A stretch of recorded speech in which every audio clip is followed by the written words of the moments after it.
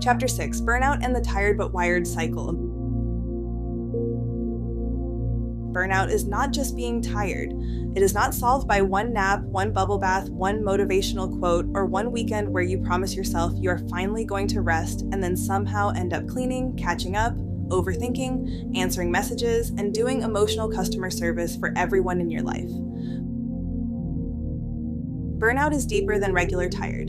It is the kind of exhaustion that settles into your body after you have been running on pressure, responsibility, stress, survival, performance, and I'll deal with myself later for too long. It can make even simple things feel heavy. A text message can feel like a task. A decision can feel like a mountain. A normal conversation can feel like too much input. Your body may feel drained, but your mind still will not fully turn off. That is the cruel little circus of burnout. You can be exhausted and still unable to relax. This is what many people describe as feeling tired but wired. Your body is depleted, but your nervous system is still activated. You need rest, but rest feels uncomfortable. You want peace, but your mind keeps scanning for what you forgot. Who needs you? What could go wrong? What you should be doing? And why you are not further ahead by now. It is like your body is begging for a soft landing while your brain is still trying to run an emergency meeting with no snacks and terrible lighting. If you have been living in this tired but wired cycle, you may have blamed yourself for not being disciplined enough, organized enough, motivated enough, or strong enough. But burnout is not a character flaw. Burnout is often a body that has been asked to produce more energy, more patience, more focus, more emotional stability, and more performance than it has been given support to sustain. That matters because so many people try to fix burnout by pushing harder. They make a better schedule, they download another productivity app, they decide this is the week they will finally get their life together. They shame themselves for being behind, then use that shame as fuel to push through again. And for a little while, it may seem like it works, you get things done, you answer the messages, you finish the project, you show up, you keep going. But eventually, the body collects the receipt. The nervous system is not designed to live in constant output mode. You are not meant to be endlessly available, endlessly productive, endlessly emotionally composed, endlessly helpful, endlessly improving, endlessly reachable, and endlessly okay. You may be capable, but you are still human, and humans need recovery. Not just sleep, not just time off, recovery. The kind where your body actually believes it is allowed to come down. Burnout often happens when your body spends too much time in activation without enough time in repair. Activation is not always bad. You need energy to work, create, care for people, make decisions, solve problems, and handle real life. The issue is when activation becomes your default setting. Your body starts to forget what it feels like to be off duty. Even when nothing urgent is happening, you may still feel braced. Even when you sit down, you may feel guilty. Even when you have a quiet moment, your mind may start searching for what needs to be handled next. This is why rest can feel strangely hard when you are burned out. From the outside, it seems simple. If you are tired, rest. But inside the body, it may not feel simple at all. Rest may bring up guilt. Stillness may bring up anxiety. Slowing down may make you feel behind. Doing nothing may make you feel unsafe, lazy, selfish, or exposed. If your nervous system has learned that your value comes from doing, helping, producing, fixing, managing, or staying ahead, then rest can feel less like care and more like danger. A burned out body does not always need more motivation. Sometimes it needs permission to stop performing survival.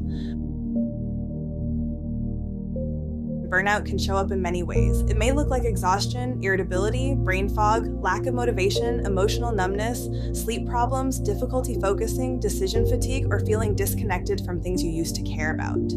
It can make your body feel heavy and restless at the same time. You may feel like everything is too much, but also feel unable to fully step away from anything.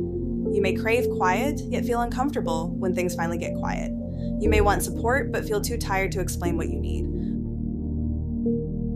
Burnout can also make you feel emotionally raw. Little things may hit harder than they normally would. A small inconvenience may feel like the final straw.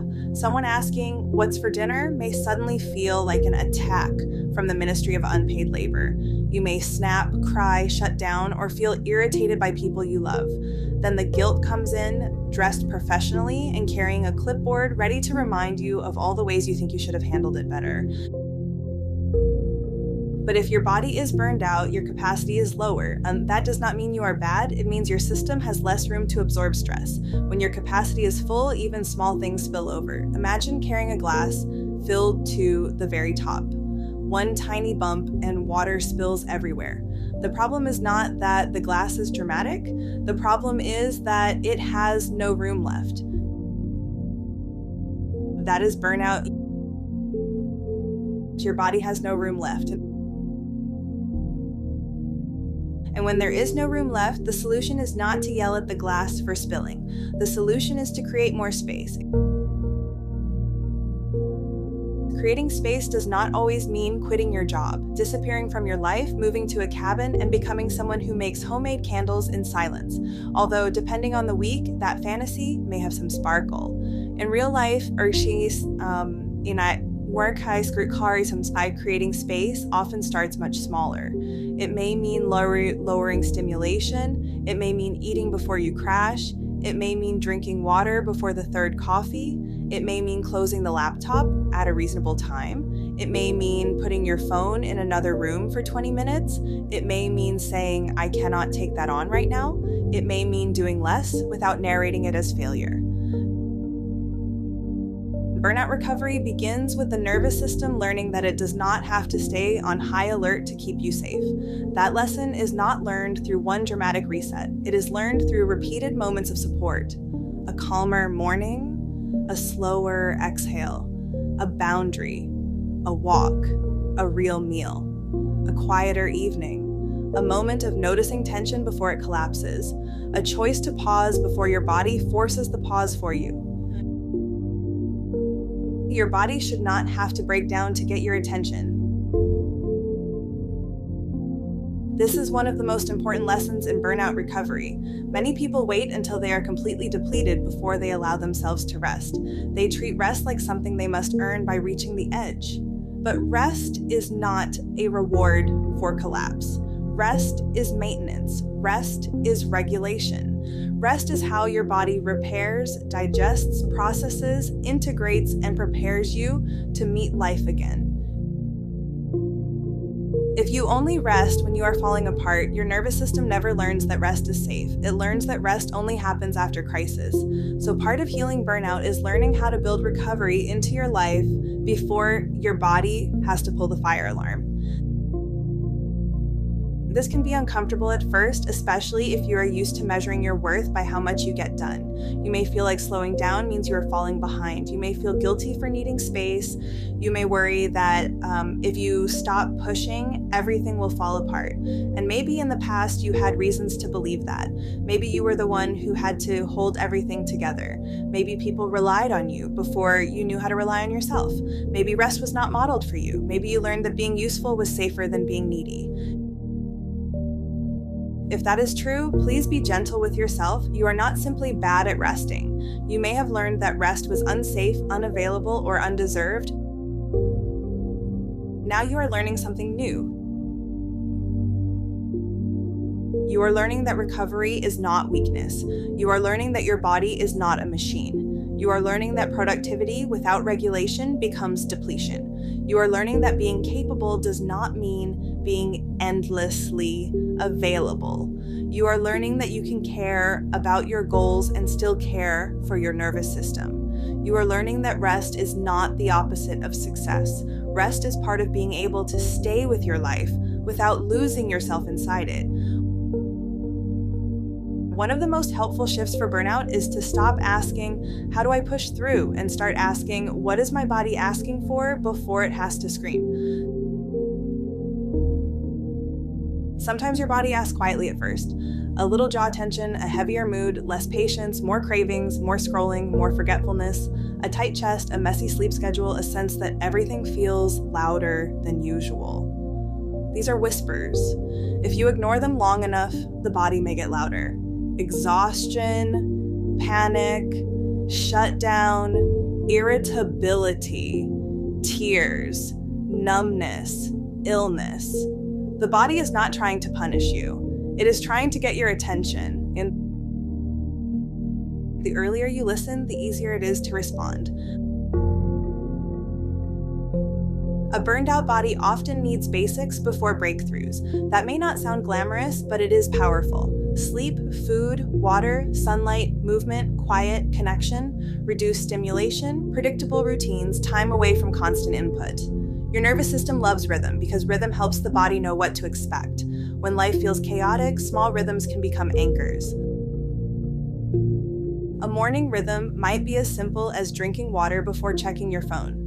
An evening rhythm might be dimming the lights and taking 3 slower breaths before bed.